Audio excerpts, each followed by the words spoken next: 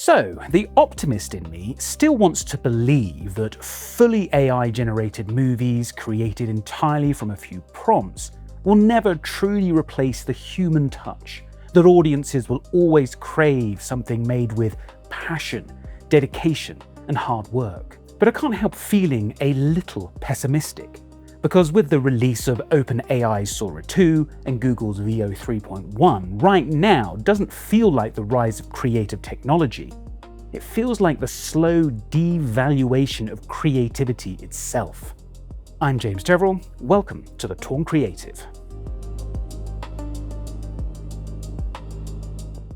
For those of us who live and breathe the arts, purely AI-generated content, not content using AI to assist creative projects, isn't just a technical curiosity, it's a challenge to what we stand for, to the very idea that creating something, rather than simply consuming it, has value. Now, I grew up believing that hard work and skill were the cornerstones of value. My generation was told that to succeed you had to study, train, and master particular skills. But when it came to creative work, music, writing, filmmaking, acting, society seems to conclude art and creative pursuits are nice, but they're not essential to progress. When I graduated in 2007, within a year the recession hit, and that message hit harder than ever. We, the so-called millennials, entered a world that had no need for our degrees, specialized training, or skill sets. We were told to be grateful for whatever jobs we could find. Creativity became a luxury, not a livelihood. I got sidetracked from my creative career and ended up working in IT because I felt compelled to work in an area that was needed. Spoiler alert, I failed miserably in this career because although I developed incredible technical and problem-solving skills that do transfer incredibly well in filmmaking, I'm ultimately less skilled than those that live and breathe technology. But as I have failed and as a result have grown as a person, I have realized something. Art does matter. It matters because it's one of the few things that connects us as humans. It's more than just entertainment, it's part of our culture, helps build empathy, provides us with perspectives, things that are vital to the human experience. Now fast forward to today, and creative work has become both more in demand and more disposable than ever. Every business wants content, video, sound, visuals, but the hard reality is, very few people want to pay for the people who make it. As a video editor, I've seen it firsthand. Companies all need a social media presence to survive and therefore need content. But a lot of these companies treat the production and editing of this content as a cost to minimize rather than a craft to reward. Even successful YouTubers can be hesitant to invest in quality production because no one can guarantee which video will hit the algorithm jackpot. And so it's a strange paradox. Creative work has never been more visible, yet the labor behind it continues to not be considered of value. The first time I felt truly threatened by AI wasn't with video or visuals, it was with voice. I had spent years building my own recording setup, the microphone, the sound booth, the editing tools. As primarily a storyteller with a focus on the audio experience, I invested a lot into perfecting this area of my creation. Then came 11 Labs and AI voiceovers that could mimic emotion and cadence almost flawlessly. They are impressive, yes, but if you listen to AI voiceovers for longer than, say, 3 minutes, they can become pretty soulless. For short, utilitarian content, 2-minute explainers, ad reads, they work great. But in storytelling, in long form, the rhythm and cadence can collapse. Great narrators know how to keep listeners engaged by keeping things unique and spontaneous.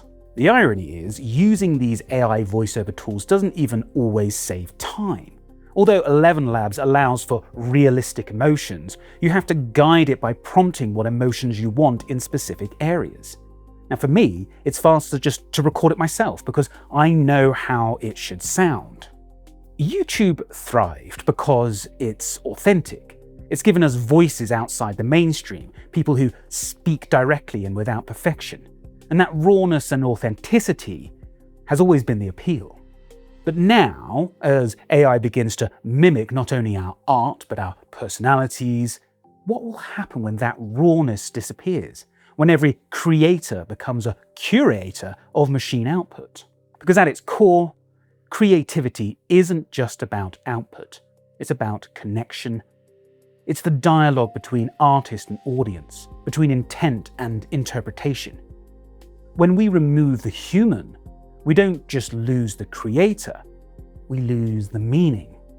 Here's where my concern deepens. I teach acting students, young, talented people who should be at the forefront of creative expression. Now, each week I ask them this question: what have you been watching? My expectation being that as they are studying acting and filmmaking, they should be studying their craft in the form of movies and TV shows. And more often than not, the answer I get is nothing. No movies, no shows. Now, positive intent applied, maybe they are super busy with schoolwork and other activities other than doom-scrolling social media, but sitting through a 2-hour film, that seems like a pastime that is starting to feel like homework to them. And this shift really concerns me because it's not just a change in preference, it's a change in patience, in attention, in cultural stamina. If a generation grows up believing that 10-second clips of algorithmic chaos are entertainment, then why wouldn't they accept AI-generated slop as entertainment as well? We've already normalized low-effort content, the dopamine drip of endless scrolling. AI just industrializes it. Slop, once a meme, becomes a market, and the danger is that once people stop caring about where the art comes from, they'll stop noticing when it stops being human. Now, I hope that we don't one day all wake up in a literal matrix, but metaphorically, maybe we are already halfway there. We are being conditioned to accept the idea that content doesn't need a creator anymore, that art doesn't need an artist, that constant stimulation is a substitute for creativity. And if we keep rewarding AI slop, we might find ourselves living in a culture that has no room for original thought, only algorithmic remixing. Now, maybe this all just sounds very dramatic. Maybe it's just another anxious creative rant about the machines taking over. But underneath, the worry is something real, a plea for discernment. Technology will evolve, AI will get better, but we don't have to lose ourselves in the process. We can choose to keep seeking stories that make us feel something, to honor the artists who pour themselves into their work, and to remind the next generation that patience, curiosity, and empathy are part of what make us human. Because if we don't, if we settle for the slop, then the future won't be one made with AI, it'll be made by it. And I don't know about you, but that's not a world I want to watch. Thanks for watching, thanks for listening. If you want to stay a part of this conversation, leave some comments in the comment section below and subscribe for future updates.